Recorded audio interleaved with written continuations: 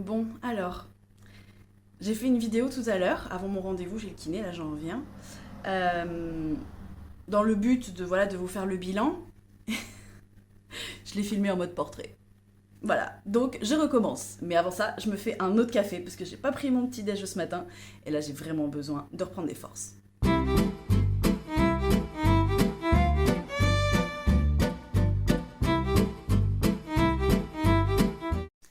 Ça y est, le café est prêt. J'espère que vous êtes fait, vous aussi, votre boisson préférée, et c'est parti pour le débrief. Donc le premier point, c'était que, oui, le week-end du court-métrage. Donc le week-end d'initiation au court-métrage a été réservé. Voilà. Ensuite, le deuxième point, c'était le doublage. Donc ça, je me suis pas repenchée dessus, tout simplement parce que hier, je me suis fait une journée full montage. Donc, je n'ai pas du tout... Enfin, j'étais plongée dedans quasiment toute la journée, donc je n'ai pas fait autre chose que ça. Voilà. Et le troisième point, c'était le concours de court-métrage. Et ça, du coup, le résultat, c'est dans 3 semaines. Donc, je vous tiendrai au courant, bien évidemment. Voilà, donc ça, c'était la petite update de ce que j'avais dit la dernière fois. Ensuite, je voulais vous parler, parce que ça fait 2 jours, je crois, quelque chose comme ça, 2-3 jours, où en fait, je vois des vidéos passer de cette patineuse artistique solo qui a gagné la médaille d'or à Milan, là, pour les JO. Alice Aliou, je ne sais pas si vous avez entendu parler, si vous avez vu sa presta, si vous avez vu un petit peu toute l'histoire qui sort autour d'elle. C'est une histoire qui m'a parlé, en fait. Parce que cette jeune femme, depuis toute jeune, en fait, elle fait du patinage. Elle a gagné beaucoup de médailles. Elle était pressentie comme l'étoile montante, un petit peu la star du patinage, en fait, qui, dans son adolescence, en fait, remportait beaucoup de médailles et faisait beaucoup de podiums. Et en fait, à 16 ans, cette jeune femme a eu le courage de dire stop à tout ça. De dire stop à la pression, de dire stop à sa course aux médailles et aux JO. Et je trouve ça extrêmement courageux à 16 ans Enfin déjà, je trouve ça triste et difficile à 16 ans de faire un burn-out par rapport à quelque chose qui nous passionne. Après, je peux comprendre.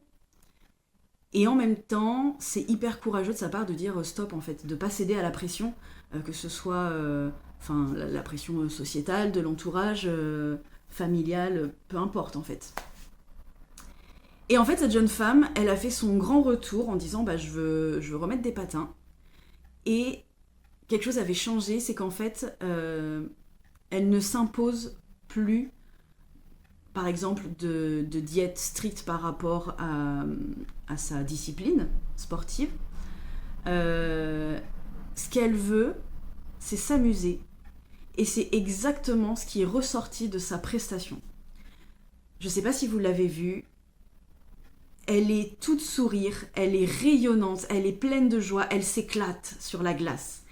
Et ça, c'est juste incroyable parce que au-delà de la performance, les compétences, la technicité de ce qu'elle fait comme prestation, et comme tous les autres athlètes en fait des Jeux Olympiques, enfin de patinage artistique, au-delà de tout ça, elle a eu ce truc en plus qui a juste conquis tout le monde, et c'était normal en fait.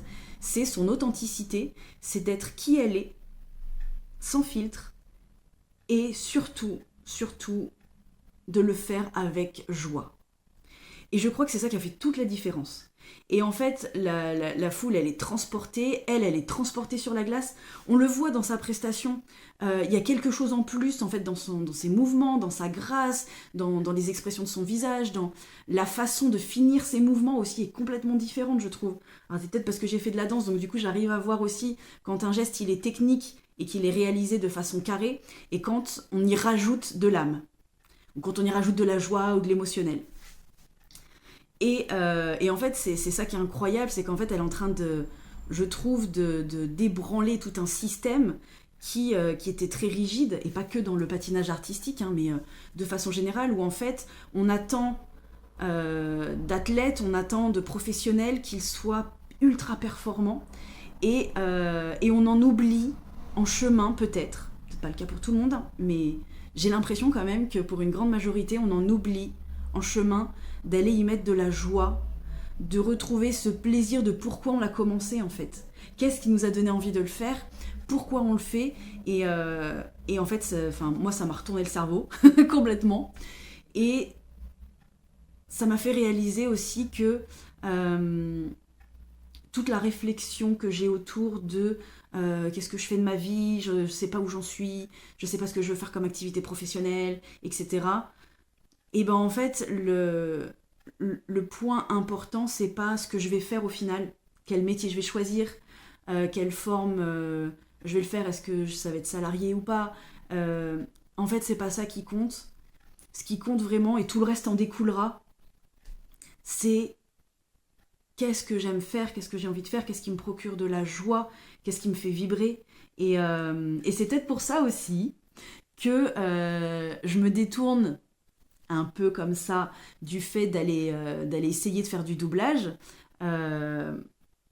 parce que en fait, je me mets la pression moi-même, toute seule, d'une certaine performance déjà, alors que c'est pas très logique en soi. J'en ai jamais fait. Et donc il y a des peurs autour de ça, d'être déçue de moi-même, enfin, plein de trucs. Et en fait, je m'en suis rendu compte parce que donc l'association avec laquelle je vais faire l'initiation au court-métrage sur un week-end dans quelques mois, cette association-là, je l'avais rencontrée l'année dernière sur une convention, un salon à Clermont-Ferrand, et ils proposaient, parce qu'en fait ils sont dans l'univers du cinéma, et ils proposaient de faire du doublage en direct. Donc en fait ils avaient installé des petites cabines où il y a l'écran. Sur l'écran, il y a un film, un extrait de film, et comme des vrais doubleurs, en fait, en bas, il y a les petites lignes avec le texte qui défile et qu'on doit réciter au moment où ça passe devant la barre pour coller au mouvement des lèvres de l'acteur sur l'écran. Et j'ai pas osé le faire.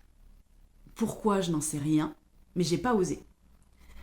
Et je me suis cachée derrière le fait de non, mais je viens juste parce que je voudrais leur proposer de faire une interview, et pendant l'interview, après l'interview, c'est mon concept, c'est les concepts de l'émission que je fais à côté. Le concept de l'émission, c'est qu'après l'interview, je teste l'activité ou le métier. Et donc je m'étais dit, ce sera l'occasion. Alors qu'en fait, l'occasion, elle était juste sous mon nez. Elle était là, elle était disponible avec des extraits de films en plus. Il y avait un large choix. J'ai pas trop regardé, mais j'ai quand même vu qu'il y avait des extraits de films que j'adorais, etc. Je me serais éclatée à le faire. Et je me suis laissée freiner par la peur de ne pas oser, de je sais pas quoi. Bon, il y a peut-être le fait aussi qu'en convention, je suis surstimulée par le bruit, les gens, etc., les lumières, bref. Donc c'était pas confortable pour moi à ce moment-là aussi. Mais bon, je pense que j'aurais pu le faire. Et du coup, au-delà de ça, je pense que cette année, je vais le faire. Parce que cette année, du coup, je suis invitée en tant que vidéaste dans cette même convention. Et donc, du coup, en fait, c'est l'occasion d'aller déjà les voir. Parce que du coup, vu que je me suis inscrite au week-end de court-métrage, d'initiation au court-métrage, ça va me permettre de voir l'équipe, de revoir l'équipe. Et en fait, de ne pas pouvoir me défiler. Il va falloir... Je ferai une photo à l'appui pour vous prouver que je l'ai fait. Comme ça aussi, ça m'aidera à pas me défiler. Parce que je me connais aussi, je connais un peu mon cerveau et ses mécanismes. Et je me laisserai pas avoir. Je serai plus forte que lui. Donc voilà. Tout ça pour dire que j'ai vraiment envie de remettre de la joie dans ce que je fais et m'éclater. Par exemple, pour le doublage. Donc, je vais prendre mes micros. Je viens de me rendre compte qu'en fait, du coup, j'ai pas du tout branché le micro. J'ai pas mis le micro sur la vidéo, donc j'espère que le son va être bon. Parce que j'ai pas forcément envie de refaire une troisième prise pour aujourd'hui. Et du coup, je vais prendre les micros. Aujourd'hui, est-ce que je le fais aujourd'hui ou pas ? Aujourd'hui, j'ai du montage à finir. J'ai mon épisode là à faire. J'ai super bien avancé hier. Et du coup, je sais pas. Je vais voir dans quelle énergie je suis. C'est soit montage, soit doublage. Et du coup, je vous tiens au courant. Dites-moi, vous aussi, de 1, si vous avez vu la prestation d'Alyssa Liu et ce que vous en pensez. Est-ce que du coup, vous avez capté le même truc que moi ou pas ? Et deuxièmement, dites-moi si vous, il y a un truc aussi que vous osez pas faire et qu'en fait, en y mettant de la joie, en tout cas en ayant l'intention de le faire avec de la joie et de l'amusement, ça vous donne envie de le faire et de le planifier maintenant. Du coup, dans les commentaires, je serais vraiment, vraiment très curieuse que vous me partagiez ce que c'est et quand est-ce que vous allez le faire. Et comme ça, ensemble, on se motive. On essaye de contourner nos cerveaux et de dire, bon, bah là, en fait, on va vraiment le faire. Et moi, je me suis rendu compte aussi que parfois, le fait de partager les choses avec quelqu'un, d'en discuter, que la personne me réponde ou non. Hein. Donc, en fait, moi, j'ai des discussions parfois avec des potes où, en fait, rien que le fait de leur faire le vocal ou de leur écrire le message, et ben en fait, ça fait le chemin dans ma tête et ça se débloque tout seul. En mode genre, je raconte mon truc et après je vais ah mais oui, mais en fait, oui, tout simplement, c'est ça en fait. Et oui, du coup, je vais faire ça comme ça. Et en fait, voilà. Donc peut-être que ces vidéos, c'est un peu ce but-là, je sais pas. En tout cas, ça me motive, ça me donne un élan pour le faire. Et du coup, si c'est le cas pour vous, et ben c'est super cool. Donc partagez-le moi en commentaire et ensemble, on va refaire vibrer nos vies. Ça fait très discours de coach en développement personnel, et je me permets de le dire parce que j'ai été coach en développement personnel, mais en vrai, c'est vraiment ça en fait. C'est vraiment, parfois, il suffit d'en parler, parfois il suffit d'échanger là-dessus, et en fait, ça nous donne ce petit élan qui nous fait passer à l'action, et je me rends compte que je parle beaucoup, qu'en fait, j'ai absolument pas bu mon café, voilà, donc petite micro-pause pour que nous buvions nos cafés ou nos boissons simultanément. Ah, il est encore chaud. Et donc voilà, on se le partage, on avance ensemble et surtout on se met pas la pression. Je dis ça aussi pour moi et pour vous. Le but là, c'est pas du tout de se mettre la pression en mode genre oui bah du coup il faut le faire et tout machin. Si d'ici demain ou après-demain je l'ai pas fait, ou j'ai pas avancé ou quoi que ce soit, bah c'est pas grave, je ferai quand même ma vidéo et je vous raconterai sûrement d'autres trucs parce que j'ai toujours des milliards d'histoires à raconter. J'ai eu 15 000 vies en une seule, donc si c'est pas ça, c'est parce que j'aurais vu un truc ou parce que juste je vous dirai je sais pas quoi dire et puis il y a des choses qui vont forcément sortir. Donc vous, c'est pareil en fait, vous mettez pas la pression. Si vous sentez que l'élan est là, vous freinez pas non plus, mais ensemble on va le faire. On sait pas quand, on sait pas comment, mais on va le faire, ça c'est sûr. Sur ce, je vous souhaite de passer une bonne journée, une bonne soirée, une bonne nuit. Tout dépend de l'heure à laquelle vous allez prendre votre boisson préférée en regardant cette vidéo. Et je vous dis à tout bientôt, prenez soin de vous.